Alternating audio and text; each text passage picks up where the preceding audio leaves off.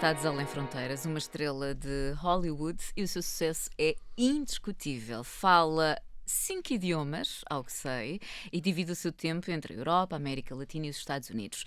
Narcos, Rainha do Sul, No Limite, Operação Final, mais recentemente a segunda temporada de Operação Maré Negra e agora também na série O Sargento da Cela 7, que faz parte do Podcast Plus do Observador. Pepe Rapazote, em 40 minutos aqui na Rádio Observador. Disse tudo bem, agora estás com um ar muito sério. Não, estou a ver esta apresentação maravilhosa e com esta voz absolutamente extraordinária.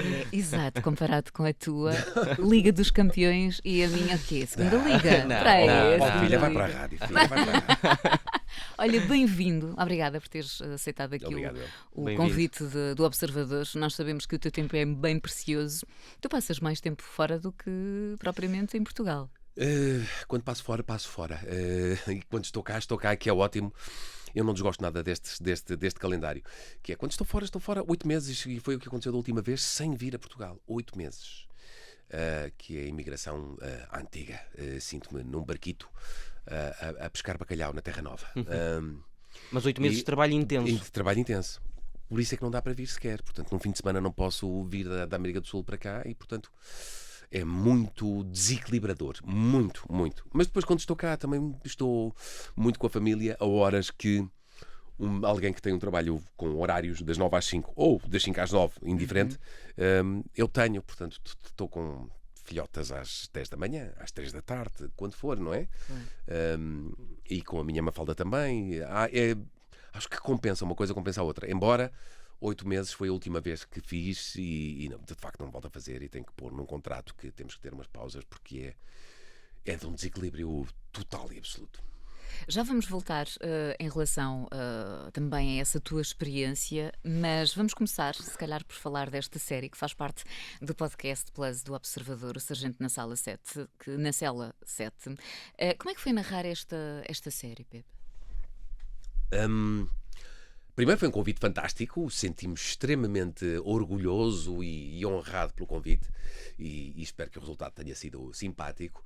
Houve, de facto, uma responsabilidade desde logo sentida na narração da história.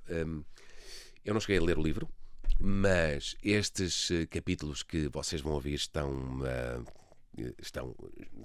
compilados, reunidos, resumidos de uma forma exímia.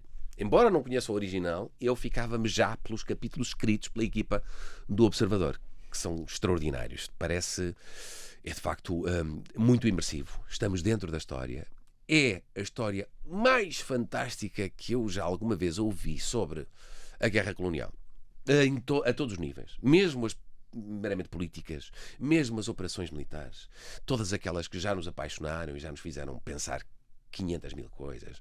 Mesmo a morte do Amílcar Cabral, ou a vida e a morte do Amílcar Cabral, pela qual eu era um obsessivo estudioso quando andava nos meus 20.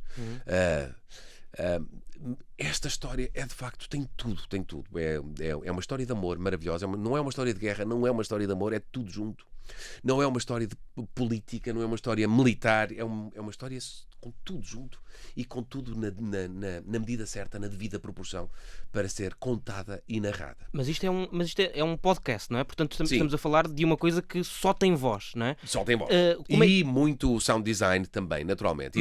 Mas como é que isto compara com uma série, ou com um filme, ou com uma peça de teatro? Só não tem imagem. Esta só não tem imagem, de facto. Esta só não tem imagem. Isto conta a história de forma cronológica, nem faria sentido de outra forma, eu acho, pela forma como está escrita. Parece uma história clássica, parece uma grande produção de Hollywood, de um filme tipo Aviadores, ou qualquer coisa de facto épica, contada de forma cronológica, desde os 18 anos do nosso protagonista, ou por aí, ou até antes, com uma aventura absolutamente extraordinária, e nós estamos a ver cada quadro que é contado na primeira pessoa, pelos intervenientes, pelo protagonista, pela sua mulher, E depois, através da história, digamos, pelo narrador, pela minha parte, mas está escrito de tal forma que é extremamente cinematográfico e magético, portanto só lhe falta a imagem.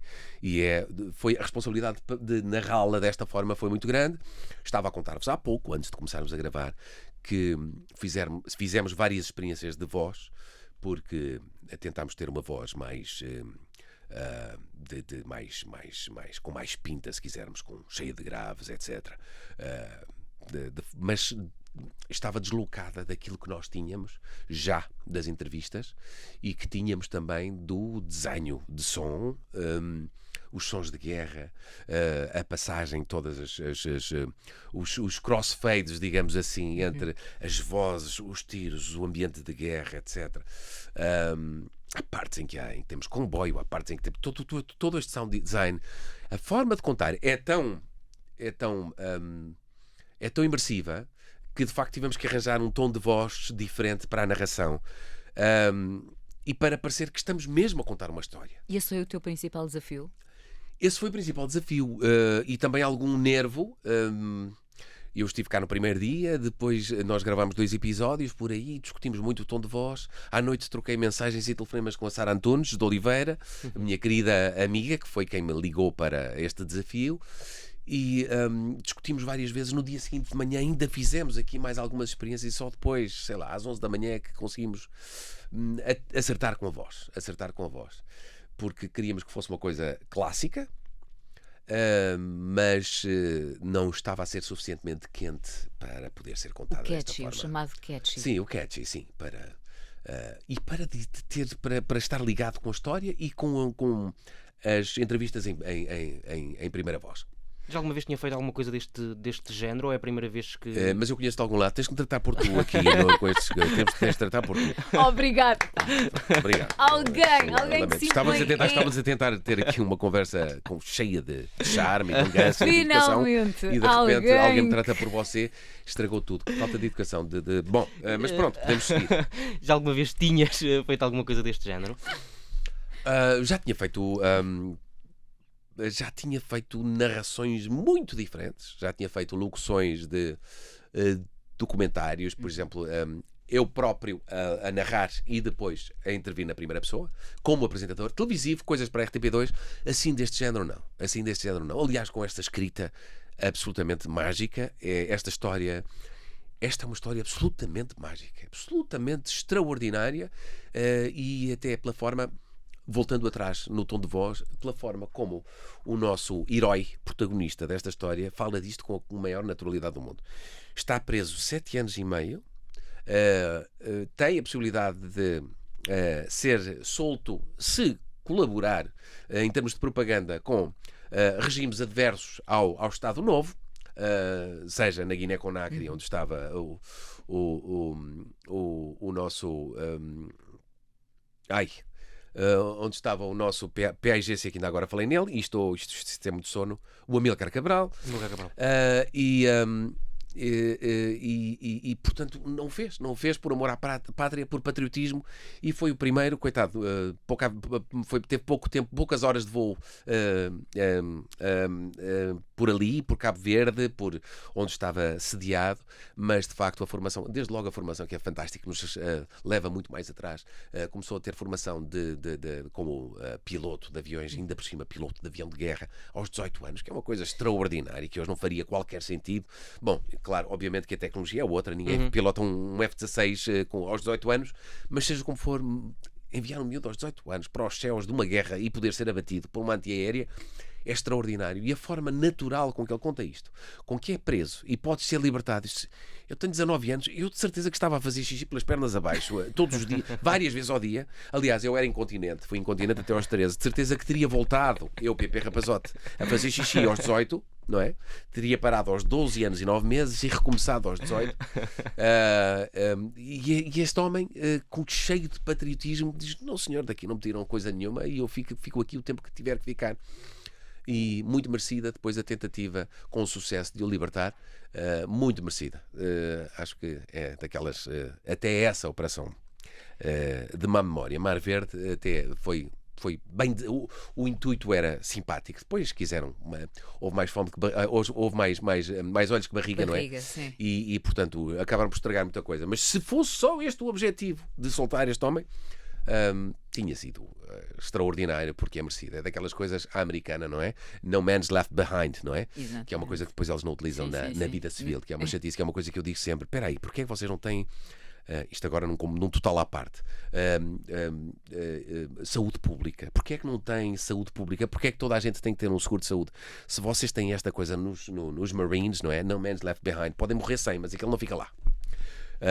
E porquê é que deixam uma pessoa esveir sem sangue na rua e passam-lhe por cima, que é de uma frieza assustadora, que eu já assisti muitas vezes em determinadas cidades dos Estados Unidos, que depois também leva a que a sociedade civil, não é? As comunidades, a intervenção, o voluntariado seja extremamente forte nos Estados Unidos, mas na minha opinião estão a substituir-se um papel que seria eminentemente do Estado. Mas são culturas diferentes, não é? Para mim, saúde universal pública é fundamental, não é? Mas são costumes europeus.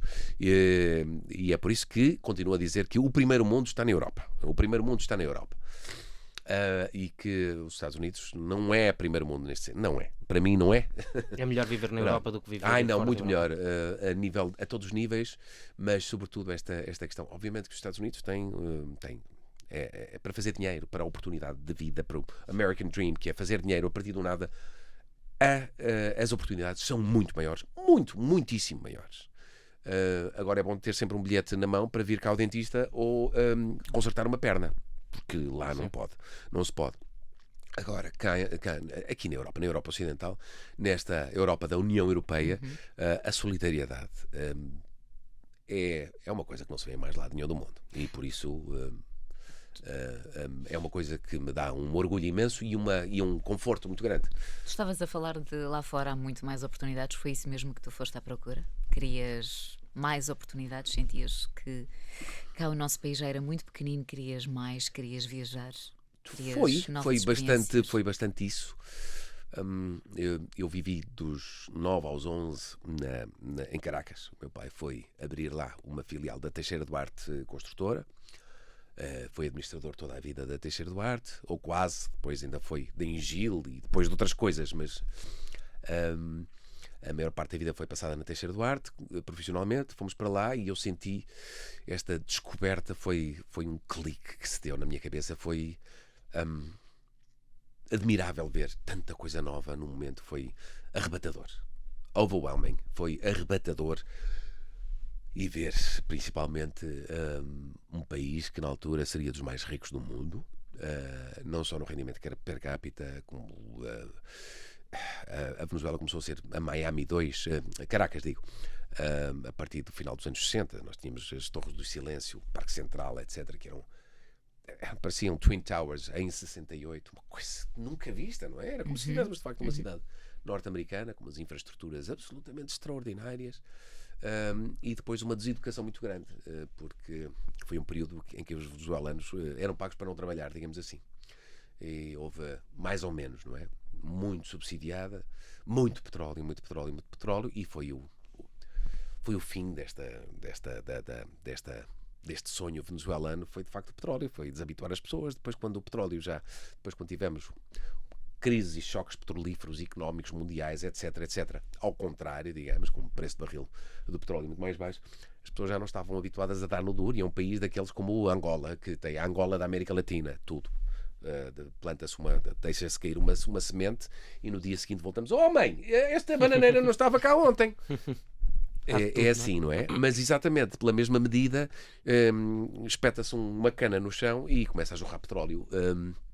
Não com a mesma pressão do petróleo saudita, porque o crudo venezuelano é bastante mais grosso, mais difícil de refinar, mas o princípio é o mesmo, não é? Mas é um país, o povo sul-americano, os povos sul-americanos são extraordinários. Foi aí que tu ganhaste esse gosto. E foi aí que, estes à parte, desculpem a tirar aqui minutos preciosos de conversa. Sim, mas é verdade, temos muita coisa para conversar. Sim, mas foi aí que despertou foi aí que eu percebi que era imigrante por vocação, não turista, imigrante por vocação. E então estas coisas agradam-me bastante. E sempre pensei que podia um dia ter uma experiência de imigração como a que tive quando era miúdo, poder oferecê-la à família, mas isso implicaria passar 2, 3 anos no mesmo lugar, e o que nunca aconteceu. Porque para passar da Colômbia para a Argentina e depois da Argentina para o Peru e depois para os Estados Unidos e a seguir para o México, não faz sentido estar a deslocar uma base para qualquer dessas cidades ou desses países. E então a família acabou por ficar aqui, e muito bem, porque de facto este é um país maravilhoso, maravilhoso. Podia dizer muito mais sobre as gentes que lideram este país, mas é uma das razões. De facto, este país teria tudo para funcionar bem, mas temos uma deseducação de um povo. Estávamos a falar agora do povo venezuelano. Nós, de outra forma, temos uma deseducação que não vem de agora. Não sei de quando vem. Não sei de quando vem. Devem ser séculos disto. Temos uma deseducação muito grande deste povo, porque nós somos os melhores imigrantes do mundo. E eu tenho conhecimento de causa, de pequenino e de graúdo, sobre os trabalhadores, os imigrantes portugueses, que vão lá para fora e vão e sofrem tudo o que tiverem para sofrer. Estou aqui para trabalhar, para ganhar, para poupar e para voltar para o meu país com alguma reserva, algumas poupanças, para poder ser feliz e ter uma qualidade de vida que nunca teria se não tivesse deixado o meu país. E não percebo a diferença tão grande de comportamento, muitas vezes, do que somos nós, portugueses, muitas vezes, erradamente, debaixo da batuta de gente que nos deseduca também. E estou a falar, não estou a falar sequer desde a Primeira República, estou a falar, se calhar, dos últimos 100 anos mas aí, de 100 anos de monarquia. Mas não há estímulos. Não há estímulos. Não há estímulos, antes pelo contrário, somos pagos para não ter estímulos. E bombardeados com desinformação, muitas vezes, relativamente ao sucesso de várias coisas. É impressionante como, ao emigrar para o continente americano, que é o que eu conheço melhor, o continente, o outro lado, the other side of the pond, não é? O outro lado do lago, do laguinho, como o mindset é completamente diferente, desde logo à chegada. Tudo se abrem, as antenas, as sinapses cerebrais parecem uma árvore de Natal. Começamos logo a ver oportunidades e facilidades de negócio, e toda a gente na mesma frequência. Quando digo oportunidades de negócio, são de trabalho ou de negócio mesmo. Sim, portanto, sim, nós sim. temos aquela imagem tão linda do Bill Gates ou do Steve Jobs na garagem dos pais. Ora, vamos aqui construir o primeiro computador. O Steve Jobs e o Bill Gates, um sistema operativo assim assado. Isto nos Estados Unidos não é um sonho banal. Toda a gente faz isto. E as pessoas acabam por deixar a faculdade, dizem, tenho mais do que fazer, do que estar a aprender aqui teoria. Eu estou 10 anos à frente do que o que estes tipos me estão a ensinar. Portanto, não interessa. E aqui estamos, e aqui não temos nada disso, não temos apoios. Os nossos políticos estão 50 anos atrasados relativamente ao que é. Gostamos muito de receber a Web Summit e de falar em startups, e a falar em nichos. Mas essa falta de oportunidades também se vê, por exemplo, na representação. Sim, queres voltar voltar não, vê-se tudo. Não, porque, por exemplo, há bocadinho tu estavas a dizer este fecho de mentalidades vê-se muito aí, e vê-se na falta de, por exemplo, ao contrário da Argentina, que eu tenho precisamente ao contrário, que é pensar que uma geração se muda, um país se muda através da cultura, em termos latos, se muda através e que isso pode acontecer numa geração ou em meia geração, dependendo da política de cultura. Quando digo a obrigatoriedade, como nós temos de leituras na escola, podemos ter de teatro, de cinema, de artes, etc. E é isto que muda as mentalidades, e é a nível económico também. A literacia financeira. Não esquecer que nós somos o último país da OCDE em termos de literacia financeira. Quando as pessoas dizem, não, é verdade, mas nós temos as melhores escolas, a Nova, a School of Business, a Católica, tem os melhores mestrados e doutoramentos. Tem, com certeza. Quantos é que lá andam? 50. E são a maior parte estrangeiros. Precisamente, estás a sublinhar o que eu estou a dizer. Ninguém sabe, não sabemos o que é contribuições para a Segurança Social, não sabemos o que é o IVA, não sabemos como funciona a inflação.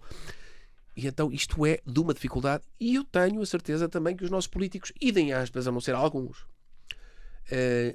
a forma de mudar um país para que possa crescer e prosperar economicamente e ter umas perspectivas de futuro diferentes, não está nas cabeças, nem no plano de ação, nem no calendário de ninguém que mande neste país. E por isso, voltando ao nosso caminho, é muito mais fácil emigrar. Mas muito mais fácil. Para mim, é muito mais fácil. Como é que é? Sempre foi mais fácil. Para mim, não tive dúvidas, ainda por cima, a falar línguas. Foi, o meu caminho é muito mais fácil. É aquela imagem foi como manteiga. Outra coisa que eu gosto de dizer, principalmente à malta nova, e isto tem a ver com o nosso país e com o futuro, o presente. do nosso país, o meu primeiro ordenado como arquiteto, que eu era arquiteto, ainda sou, não é? Mas o meu primeiro ordenado em janeiro de 94, quando o ordenado mínimo era o equivalente a 245 euros, eu ganhava 880 euros por mês. Primeiro ordenado. Dava-me para tudo, para alugar a casa, para pagar o carro, para fazer férias, para tudo. Quanto é que ganha um arquiteto hoje em dia, sem sair da faculdade? Provavelmente o ordenado mínimo, a recibos verdes. E eu gosto de dizer isto, não é para marmarem... Não, eu ganhava menos do que a maior parte dos meus amigos mais próximos. Só para... Pouco menos, mas menos. Ou seja, não é... Estás-te a armarem... Não, era o que toda a gente ganhava e eu até ganhava menos. Se calhar eram 950 euros, por aí. E gosto de dizer isto à malta que... Acordem, façam, votem, façam o que puderem por este país, mas de facto é muito difícil. E eu nessa altura ainda acreditava que o que custa o que custar, paguem-se os impostos que tivermos que pagar, tem que haver justiça, segurança social, saúde, educação para todos. E de facto, passados estes anos, eu digo, não, eu estava melhor há 30 ou há 25 anos atrás, e estou a pagar o quádruplo de impostos, porque entretanto fui ganhando mais na vida, não é? Sim. E portanto esta minha posição mudou um bocadinho, não é? Pague-se o que se quiser. Não! A malta não sabe bem o que fazer com o dinheiro dos impostos dos outros, não é? E isso custa-me um bocadinho. E é aí que surge depois esta ideia de que, de facto, quem nos governa... Estou a falar dos últimos 200 anos. Não somos bons a governar. Nós, portugueses, não somos bons a governar. Não somos bons a sermos governados, de facto, não sei. Mas isto tem que mudar desde a infância. Tem que mudar. São mudanças de atitude global. E é isso que é bom ver lá fora. E é isso que é bom ver-nos, nós, imigrantes portugueses, a sermos os melhores trabalhadores de qualquer país. Damos 10-0 a qualquer nacional estrangeiro, não é? Isso é uma coisa que me dá um orgulho enorme. Na primeira parte falámos, obviamente, e volto a dizer para quem ainda não teve a oportunidade de ouvir, o Sargento na Cela 7 faz parte do podcast Plus do Observador, mas obviamente também temos que falar de outras séries e já de resto falámos bastante da tua experiência lá fora e o que é que te fez sair do nosso país, mas é impossível ficarmos indiferentes a Narcos ou mesmo à Rainha do Sul. Histórias de bastidores, alguma que eu sei que tens imensas. Eu sou péssimo quando me fazem essa pergunta, parece que tenho um bloqueio. Fica em tensão. Mas porquê? Porque tens eu muitas. Tenho, mas tenho muitas durante algumas coisas que não se podem contar, que são as que eu me lembro mais depressa. Isso são aquelas que nós queríamos. Caramba! Há coisas muito engraçadas. Há uma coisa. Eu sou portista. Sou azul e branco, o meu coração só tem uma cor, não é? Azul e branco. E lembro-me que estava agora a fazer La Reina del Sur em Bogotá e que falei com os meus queridos amigos do marketing do Porto, neste caso o Tiago, e pedi-lhe uma série de camisolas para levar para lá e, portanto, íamos ter assim... Tu partilhaste no Instagram? Sim, exatamente. Que isto são coisas com graça que eu acho piada. Era a malta, que eram os seguranças e os condutores, os drivers, os motoristas lá, que são os únicos que entram nestas parvoices. E então eu estou dentro do meu trailer, da minha caravana, e começo a pôr com umas colunas o hino do Porto. Porto. E depois sai cá para fora e está tudo agarradinho à cintura, gajo com um barrigão desgraçado. Não é? E eu perguntei: onde é que está essa cintura? Ficou nas outras calças. Pronto, ok, tal. Então está toda a gente a cantar o hino do Porto e a dizer viva o Porto, viva o Porto, outra vez, pronto, que é aquelas coisas que nós dizemos. O bom de dizermos palavrões em estrangeiro é que não parecem palavrões, não é? Não é? E é maravilhoso ter esta malta, é malta muito boa. Os colombianos, sobretudo na América, dos povos da América Latina, são os mais amáveis e às vezes a amabilidade passa para a subserviência. E dizem que é porque a Colômbia, de todos os países da América Latina, é aquele país que nunca teve um sobressalto político forte, digamos. E, portanto, quem manda naquele país ainda são gerações e gerações e gerações. Filmámos em quintas de famílias alemãs que estão lá desde o século XVI. Que é uma coisa que... Sim, 400, 500 anos de tradição familiar. E é espantoso, porque nós pensamos, uau, pensei que tivesse passado por aqui. Sei lá, na Colômbia tiveram as Farc, claro, mas as Farc operavam noutras franjas, na selva, etc. E, de facto, nas grandes cidades, as grandes famílias continuam a mandar naquele país. E por isso também esta mentalidade de, sim senhor, como você queira, senhor, como você queira, pá, que amabilidade, tal. Eu tentava sempre puxar mais para, tratas-me por tu, como você queira, senhor. Não é usted, é como tu queira. Não? Um bocadinho como deixas fazer aqui com o Diogo, não é? Pronto, exatamente. Uma falta de educação atroz. Do piorio. Mas são povos maravilhosos, são povos de uma dedicação, trabalhadores brutais. Precisavam um bocadinho mais de liberdade, às vezes. Mas, de facto, nós somos o produto de muitas das políticas que nos são impingidas, sobretudo, mesmo não tendo governos autoritários. Às vezes somos muito manipulados de uma forma ou de outra. É impressionante como é fácil manipular-nos. E, de facto, a lição número 1 é a literacia financeira. Sabermos lidar com o dinheiro. Ninguém quer que saibamos lidar com o dinheiro, porque isso é meio caminho andado para a nossa independência. Porque é como dizem, então nos Estados Unidos dizem muito, eu quero ser um empreendedor ou quero ser um escravo. Tenho essas duas hipóteses. As nossas escolas ensinam-nos a ser escravos. O que é ser escravos? Vou estudar, vou tirar um curso, seja ele profissional, seja ele superior, etc. E vou arranjar um emprego, das 9 às 5. O emprego é outra... E as pessoas depois acabam por ficar presas a esta ideia de emprego, a minha segurança financeira, até ao final da vida. Acomodar-se. O empreendedor tem riscos, toma riscos, etc. Cá em Portugal não se valoriza muito o empreendedor nesse sentido. Não, quer dizer, não, mas é sempre a velha assim história. O empreendedor é o fascista rico que começou uma empresa qualquer, mesmo que seja um sapateiro.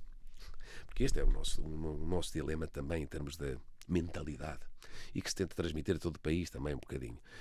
Não quero passar aqui nenhuma agenda política nesse sentido, mas é espantoso como um tipo que é sapateiro, que trabalha numa fábrica de sapatos a pôr solas, as melhores solas do mundo na tarofa, e que de repente decide vou fazer uma aventura, sei que vai custar-me segurança e vai-me custar um risco grande, acrescido, e financeiramente vai-me custar também nos próximos anos, mas vou abrir a minha sapatariazinha para eu arranjar meias solas, tacões, etc, fivelas. A partir do dia em que eu contratar o meu primeiro empregado com ordenado mínimo, sou o fascista do empresário. E nós não temos, por mais que a malta fale em micro, pequenas e médias empresas, não. Ou és empresário, ou és o oprimido do trabalhador, ou és o fascista do opressor. E nós não temos esta dicotomia maravilhosamente anedótica que temos neste país, de quem já tivemos também maravilhosos escritores a descrever, uma maravilhosa geração de 70, os melhores caricaturistas do mundo a fazer, a ridicularizar tudo isto, mas continuamos iguais. Ao fim de 100 anos, ao fim de 130, ao fim de 200, é ridículo. E continuamos sem capacidade crítica, sem massa crítica para perceber há qualquer coisa aqui que não está mal. E continuamos a ser escravos, continuamos a ser os pequeninos fascistas opressores. É que ao menos que fôssemos os grandes grupos económicos, que fôssemos todos Sonais e Jerónimos Martins e Galpes e EDPs. Não, que tivéssemos os gajos mais ricos do mundo, sempre apareceria mais dinheiro para os outros. Não, pá, o nosso conceito de grande grupo económico é um pouco fajuto, não é? É assim, grande grupo económico, mas o quê? Milhões? Não, pá, são 8 mil o ano passado de faturação. 8 mil? Sem menos coordenado. Pá, o que é que queres? Estamos a começar, mas vamos adiante. É isto, pá. Nós somos muito pequeninos, é uma pena. Há uma visão muito, muito crítica daquilo que é a sociedade portuguesa ou daquilo que é a política portuguesa, de certa forma, e já nos disseste que essa visão foi-se agudizando ao longo dos anos e que quando eras mais novo nem era tanto assim. Passámos uma altura muito boa os primeiros 10 anos a seguir à Revolução. Que país era esse? Era isso que eu ia perguntar. Houve ali uma sede no instante. Eu lembro-me que era miúdo. Ora, sei lá, lembro-me de ter 12 anos e perceber imediatamente, ok, o 25 de Abril foi há 7 anos atrás e a democracia já apodreceu. E apodreceu mesmo. Apodreceu. É fantástico como num momento, numa revolução em que não há violência, de maior, houve, mas não houve de maior, daí este sonho da Revolução dos Cravos, E 7 anos depois já tínhamos os lugares todos ocupados, o discurso mais hipócrita do mundo, e todos os grandes revolucionários maoístas, dos grupos trotskistas, leninistas, que andaram a bater em tudo o que era minimamente pró-democrático, desde o Partido Socialista para a direita, andavam a levar um toutiço que 15 anos depois era tudo ou do CDS ou ainda mais à direita. E eu digo, como é que em 10 anos, quando um jovem não é de esquerda, e quando somos jovens e não formos de esquerda, e velhos e não formos de direita, ou temos o coração frio, ou somos burros, ou somos as duas coisas se não fizermos. Isso, não, eu sempre me enquadrei um bocadinho, não quero falar de política, mas sempre me enquadrei um bocadinho, muita solidariedade, todas estas coisas da social-democracia, que não pode faltar. Não pode faltar. O primeiro dinheiro que houver é para a saúde. Logo a seguir, o dinheiro a seguir para a educação. Logo a seguir para a justiça. Suponhamos que não há para todos, tem que ser para a saúde, porque as pessoas morrem entre hoje e amanhã. As pessoas podem andar a burras muito tempo, mas podem morrer hoje, não é? E portanto, estas coisas acho que isto tem que haver. Mas de facto, apodreceu tudo num instante. Como é que de repente passamos da extrema esquerda para a extrema direita com os mesmos autores em tão pouco tempo? Eu disse. Lembro-me de ter 12 anos e pensar, não vale a pena. Que falta de esperança, A ideia que nós temos e que resultou da pesquisa que fizemos para esta entrevista é de que eras um bom aluno na escola e sempre foste um bom aluno com uma imersão na vida política, ou pelo menos no pensamento político e social de como o país se organizava. Havia tempo para mais alguma coisa ou não? Não, havia para tudo, sempre gostei de tudo. Aliás, encontrar o curso que eu ia tirar foi uma dificuldade, porque eu fiz um daqueles testes psicotécnicos, foram caríssimos, os meus pais pagaram, para o psicólogo no fim dizer-me, você pode ser o que quiser. Ajudou imenso. Ui, que obrigado, pá. Se eu fosse mais velho, tinha-lhe dado com as costas da mão. Seu Palermo, eu vim pagar para isto. Mas o teu pai não tentou influenciar a seguir a arquitetura? Não, tentou. O meu Até porque pai estava ligado a isso também. Sim, de certa forma. mas ele não me influenciou para seguir a arquitetura, antes pelo contrário. Eu trabalhei por falar no mal personificado. Eu trabalhei nas fundações da Caixa Geral de Depósitos, em sentido figurado, em sentido literal, não foi em sentido figurado. As fundações da Caixa Geral de Depósitos, que seria de um peso maravilhoso, quem me dera um dia. A fundação do Banco Público seria ótimo, mas não. Foi nas fundações mesmo, as paredes moldadas, muito betão, muito... Na sede da Caixa aqui de Lisboa? Aqui no Campo Pronto, se vai mudar o governo agora daqui a uns tempos. Exatamente, pronto. Portanto, eu tenho muita responsabilidade em tudo aquilo. Olha, a cadeira onde está sentada, a laje que a suportou. Acho que aquilo agora vai passar por obras para o governo, se mudar para lá, não sei se já te está o seu Bentley, fui eu que estive a tirar a cofragem. É verdade, meu amigo. Pronto, o seu terceiro Mercedes, o que está na segunda cave de estacionamento, que está a ganhar pó há muito tempo, fui eu. Sim, senhor. Pronto. Mas o que é que fazias lá? O que é que eu fazia? Eu ia trabalhar como servente, porque aquilo era uma obra, de facto, uma obra extraordinária, com uma quantidade de metros quadrados estúpida. Ainda hoje é o maior edifício público alguma vez construído, etc. Foi à sobreposse na altura, mas pronto, havia que vincar o poder do Banco Público. Embora 2/3 estivesse desocupado, tem estado desocupado sempre. Entretanto, já fui lá ter com o Dr. Paulo Macedo uma vez, que estive também a fazer um trabalho para a Caixa Geral de Depósitos, depois fui apresentar-me e tal. Mas na altura foi uma experiência espetacular. A cartar gostei imenso. Sim, mas como tinha o 11º ano, na altura, lembro-me que depois tive uma promoção assim imediata. Olha, lá está, passei de oprimido a trabalhar 12 horas por dia, perdi 10 quilos no primeiro mês de trabalho, depois tive que aprender a comer decentemente, 10 quilos. A cartar tudo, a fazer-se servente com 16 anos. Sim. E depois, quando souberam, disse: tu tiveste química, não foi? Que acabaste de 11º? Sim. Então, sabes o que é o pH? Sei. E a viscosidade? Também. Então, anda cá.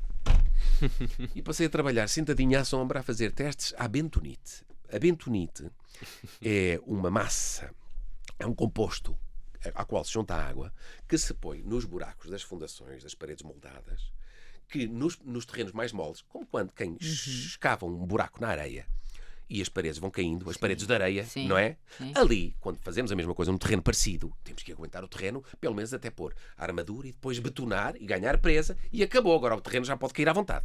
Isto ali na João 21 o terreno é complicado. E então a bentonite aguentava solidez desse terreno durante 3 dias. E quando começasse a perder características, era preciso estar sempre a fazer exames, o terreno começava a ceder, e então era preciso substituir a bentonite, tirá-lo com uma bomba de um lado e entrar do outro com outra bomba. E era isto que eu fazia, mas era sentadinho, à sombra. Tinha como colega um senhor, um cabo-verdiano, 50 e tal anos, que fumava para aí 5 maços desse gigante por dia, e que me dizia, então a malta conversava muito, que éramos os 2 únicos colegas ali, não é? Ele a mexer a bentonite num grande recipiente, digamos, com umas pás, como se fosse uma centrifugadora gigante, de vários metros cúbicos, e eu ao lado a fazer o teste da bentonite, então falávamos. E ele era pescador em apneia, em Cabo Verde. Ele aguentava 5 minutos a despescar debaixo da água. E disse, ainda hoje? Depois de 5 maços por dia. Hoje se calhar já não é? Claro, obviamente, não é? Ele, antes de vir para Portugal, trabalhar na construção, era pescador em Cabo Verde, 5 minutos debaixo da água. E de repente levanta-me a t-shirt num dos dias e falta-lhe metade da barriga. Uma vez que estava foi atrás de um polvo que se meteu numa gruta e depois caçou o polvo, não é? Trazia o polvo com ele e à porta estava a dona da gruta, que era uma moreia gigantesca. Ele disse, bom, ou morro afogado ou tenho de fazer a moreia. E a moreia levou-lhe metade da barriga. Teve mesmo para morrer. Operado ao estômago e ao intestino. Levou umas chincadas valentes, para usar assim um termo, faz impressão de repente levantarem tanto t-shirt e disse, ups, falta aí qualquer coisa, não falta? Uma impressão. E havia, já agora falta também, isto era na altura em que o ordenado mínimo eram 29.500 escudos. Isso foi em que ano? 86, 85 talvez. 29.500 escudos. Isto para falar depois de vidas duras, mas que compensam. Apesar de tudo, havia gente que trabalhava 16 horas por dia, 18 horas por dia, 16. Era o normal. 7 dias por semana, uma semana de dia, uma semana de noite. Porque é uma obra que era preciso acabar com alguma brevidade e, portanto, trabalhavam-se 24 horas por dia. E havia serventes, obviamente que há serventes e serventes, que acabavam por fazer 120 contos por mês, por causa dos sábados, domingos e horas extraordinárias. Num ordenado base de 30 contos, não é? De 29.500. São vidas duríssimas e de trabalho muito grande, gente com 4 filhos, etc. Extraordinários, equipas extraordinárias, trabalhadores extraordinários de um profissionalismo. Havia muitos acidentes na altura, claro. Eu próprio, já agora acabo de contar aqui um par de histórias destas, até em memória do meu pai, que faleceu há um mês, nem isso.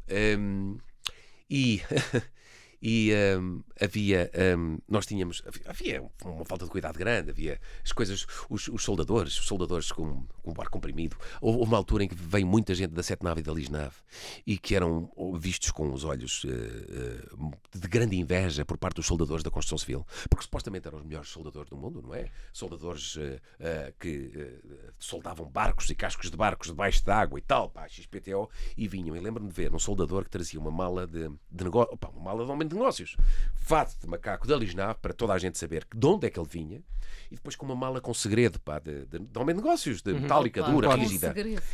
E a malta perguntava sempre, o que é que o gajo tem ali dentro da mala, O que é que o gajo traz daquela... Porque, de facto, eram os super-heróis que entravam ali, não é? Até em câmara lenta, um gajo entrar com um grande barrigão, mas em fato macaco cinzento, com uma mala na mão, e eu pensei, bom, ele vai sair tirado ali, 2 armas com silenciadores, matar toda a gente. Não. De dentro havia um par de cuecas lavado e uma sandocha dentro de papel de prata, papel de alumínio. Foi um dia que nós vimos, mas até lá eram verdadeiros heróis. Verdadeiros heróis. A malta que vinha de fora, cuidado, vem o soldador novo, tem que fazer velha.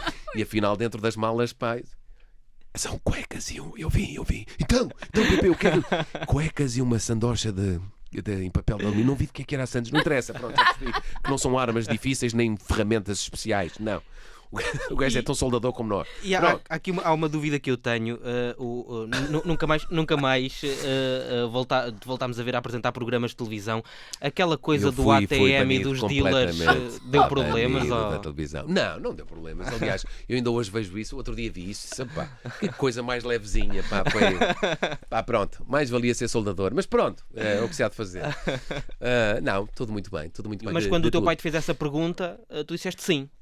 Do arquiteto? Do arquiteto, sim, eu quero. Já estavas convencido que... Opa, queria ser... Porquê? Porque eu queria ser um bocadinho de tudo. Lá está. Eu queria ser precisamente o que o meu pai queria. Mas a arquitetura neste momento já não existe, ou existe?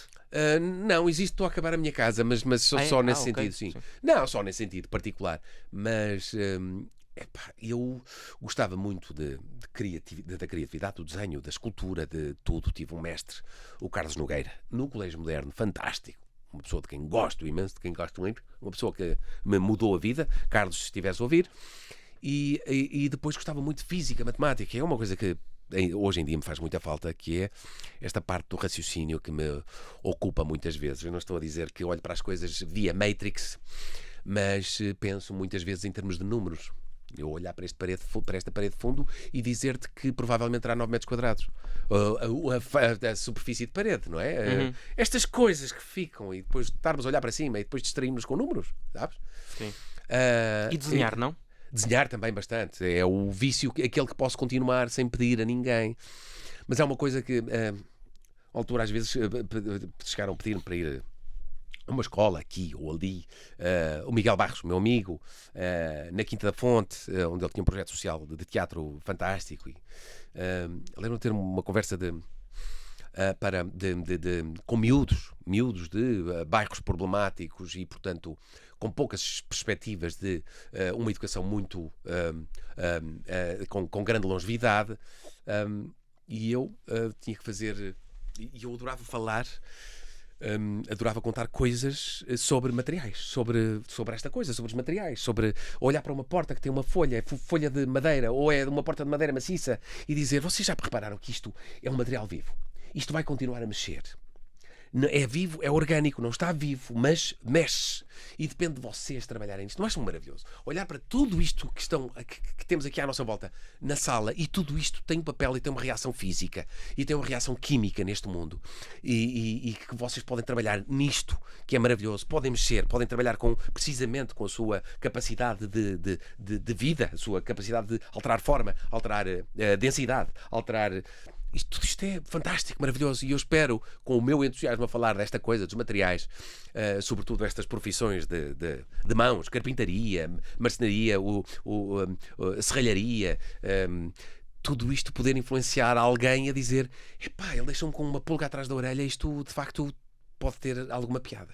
E de facto, a minha forma de escolher arquitetura foi trazer tudo isto num balde só, ou meter tudo na máquina de lavar, e foi isto que saiu, e de facto acertei. A arquitetura trazia isto tudo. Engraçado, tu estás a falar nisso precisamente, de pode ser que ao dizer alguém ache piada, porque, e agora pergunta, sentes que hoje em dia as pessoas são adeptas do facilitismo e de ser famoso à custa? A todo o preço? Acho que há uma grande deseducação nesse nível, de facto, a malta nova. Eu já não fecho a porta a nenhuma profissão do mundo, porque não sei até quanto é que durará, mas um youtuber que faça muito dinheiro a partir de conteúdos com ou sem graça, isto não sou eu que vou julgar, há de sempre haver alguém que goste desses conteúdos, porque senão eles não teriam sucesso. Eu digo, até hoje em dia, se tenho uma filha que me diz que gostava de ser youtuber, mostra-me que tens conteúdo para mostrar, e que de facto podes ter seguidores suficientes para depois ganhares com publicidade a partir daí. Não fecho as portas a ninguém. O problema são, mais uma vez, que eu acho que é muito português, que é os críticos dos críticos. Há tanta gente, até no espaço audiovisual, há muita gente que vive de criticar os críticos. No espaço televisivo, no espaço da rádio. Vamos trazer alguém que critique o cronista que criticou o primeiro-ministro em determinada situação. Ou, se não quisermos pegar num assunto tão interessante como o primeiro-ministro ou o governo, vamos pegar num tema qualquer fútil, frívolo da atualidade. Já estou a criticar um crítico de um influencer. E eu digo, que vazio moral, que vazio de conteúdo, que vazio cultural, que vazio de produtivo de tudo isto. Isso é que eu critico. Se as pessoas podem fazer a vida assim, muito bem. Eu critico o vazio da vida dessas pessoas. Mas é sempre o meu ponto de vista. Se calhar essas pessoas nem pensam naquilo que estou a dizer. Portanto, live and let live. Sejam felizes e deixem ser felizes. Eu critico olha que pena, eu critico no meu ponto, na minha perspectiva. Eu espero nunca ser assim, porque senão a minha vida é vazia de sentido, e eu gostava que tivesse algum sentido, para mim e para os outros principalmente. Acho que sou muito dirigido aos outros, sou muito dirigido ao bem-estar coletivo, digamos. Acho que é importante podermos ter algum desse contributo nesta vida. Olha, só mesmo para terminar, estamos mesmo na reta final. Nós temos visto que ultimamente há vários atores portugueses que estão a tentar a sua sorte lá fora, nomeadamente a Daniela Melchior, e até está a correr muito, muito bem. Foi fácil o teu início? Não, lá está. O meu processo de imigração demorou-me como 10 meses. Ainda posso trazer em papel, que era assim, duas listas telefónicas juntas, com tudo que era preciso reduzir, e eu empresto isto aos meus colegas, e houve colegas que já me disseram: PP, ajudas-me a não sei o que e tal. Com certeza, toma, está aqui o processo. Eish, esquece lá isso. Muito trabalho, até às tantas da manhã, a enviar e-mails, a fazer telefonemas para Los Angeles, às 4 da manhã, que lá eram 8 da noite, ou à meia-noite, que lá eram 4 da tarde. Portanto, a trabalhar até altas horas. Essa foi, e depois uma grande confiança. É preciso uma grande, mas digo isto em relação a toda a gente. E nos Estados Unidos não há essa noção. A maior parte das pessoas, 80% das pessoas que vivem em Los Angeles são atores, ou wannabe actors. E as pessoas não sabem nada. Mas estudaste onde? Não estudei. Mas estás representada por alguém? Também não. Mas já fizeste algum casting? Também não. Mas sou atriz, ou sou ator. E pronto, e este é o princípio das pessoas, que há uma falta de inteligência muito grande e de autocrítica, sobretudo. E é um apelo que eu deixo aos jovens, que é: confiem apenas em 2 pessoas. Não digam: epá, tu tens jeito. Não. Quem é que te está a dizer isso? Alguém na rua? Uma tia? A mamã? É preciso termos uma capacidade de autocrítica. Sejam o mais severos possível convosco. O mais severos em todas as profissões. Sejam os mais exigentes convosco que seja possível. Ninguém mais vai ser tão exigente como vocês podem ser. Há aqueles que ainda por cima são profissionais, mas que não querem chatear ninguém, nem querem deixar-vos magoados. E vão dizer: ok, estava muito bem, pá, tá ótimo, vá, um abraço, depois eu dou notícias. E pá, ele gostou! Não gostou. Foi politicamente correto, foi simpático. Tem mais que fazer, porque tem mais 100 pessoas para ver hoje e não se vai chatear. Mas tu levaste muitos nãos. Alguns, mas tive uma porcentagem muito boa de sims até agora. Bastante elevada. E foi com castings, foram sempre castings gravados cá e enviados para lá. Foram gravados cá, é o self-tape, a chamada self-tape. Gravava cá e enviava, e era escolhido, que foi maravilhoso. E perdi muitas coisas pelo facto de não estar lá, para não aparecer pessoalmente. E lembras-te do dia em que soubeste que ias ficar no Narcos? Lembro-me mais ou menos, estava a fazer uma novela para a SIC e foi difícil sair, ou estragar um bocadinho, porque tinha um papel importante, não é? Era um co-protagonista e, portanto, tiveram que matar a personagem. Mas agradeço à Gabriela Sobral, à Gabi, que estava na altura e que me deixou ir, naturalmente, e que foi muito interessante. Lembro-me no Narcos também, que foi um elogio daqueles que fica só para mim, que é: eu tinha um segundo episódio do Narcos muito forte, e depois, e que foi, fica para mim, agora, esta é a primeira vez que estou a contar, se calhar. E eu perguntei, porque depois na montagem tiraram uma série de cenas do segundo episódio, depois eu perguntei ao realizador, que não tinha voto na matéria, o realizador a quem, e ele disse-me: parece que não és o protagonista. Ouvi dizer que não és o protagonista, como quem diz, estavas muito bem nesse segundo episódio, estavas bem demais. E pronto, fica um grande elogio. E portanto, mas é triste, estas coisas são. Tive pena, mas pronto, fica o elogio. Ok. Houve alguém que teve que se sentir um bocadinho ameaçado pela presença. E eu, ótimo, pá, pronto, ótimo. Ainda bem. Um dos atores ameaças dessas. Como? Um dos atores. Não, ninguém falou falaram-me em termos genéricos. Portanto, quem mandou mandou cortar as cenas. Era aquele segundo episódio, precisamente, onde eu estava em Nova Iorque. Tinha cenas em Nova Iorque, mais cenas em Nova Iorque, mais aquela da barbearia, mais outras. Tinha umas cenas porreiras numa... Porque o Chepe Santa Cruz tinha, já não me lembro quantos laboratórios, ao nível do piso térreo, tinha... É fantástico. Em Manhattan, em Queens, no Brooklyn... Tinha diretamente do produtor ao consumidor, não é? Agora que estamos a falar tanto de inflações e do consumidor ao produtor, do produtor ao consumidor, pois ali não havia inflação, porque de facto era na rua, isto nos anos 90, isto nos anos 80, nos anos 70. Extraordinário. E havia autênticas fábricas de embalagem de cocaína nos Estados Unidos, e nós tínhamos um decor espantoso, onde tivemos várias cenas que depois não vieram a ver a luz do dia, mas cenas ótimas, espetaculares. E os teus planos agora para os próximos tempos? Por Os cá meus ou já tens? planos são apertados, não são. Tenho coisas desde já. Estou a começar a minha vida na produção executiva, que é, acho que não posso adiantar mais do que isto, mas estou a trabalhar afincadamente para fazer coproduções internacionais com histórias portuguesas e que tenham a língua portuguesa. Há muito tempo que pensava nisto e acho que é mais do que a representação. Acho que o meu contributo e é uma coisa que me deixa verdadeiramente feliz se eu conseguir contribuir para a quantidade de histórias que nós temos em Portugal desde o século XI até agora. Nós temos tantas histórias que os espanhóis já tiveram oportunidade de contar a sua história das mesmas épocas, e que nós nunca tivemos, porque nunca tivemos orçamento, não temos audiências para isso. Os espanhóis são 50 milhões e depois mais 500 milhões do outro lado do oceano. Portanto, podem fazer produções para 550 milhões. Nós, nem os brasileiros, nos percebem. Portanto, somos 10 milhões e muito bons orçamentos temos nós. Então a ideia seria aqui aproveitar precisamente aquela coisa que foi iniciada pelo Narcos, que é falada em espanhol, mas narrada em inglês. De ter uma mistura para começarmos a introduzir o português nas bocas do mundo e podermos contar histórias odiernas e depois então passar para histórias de época um bocadinho mais caras, para poder introduzir então este português e as histórias portuguesas.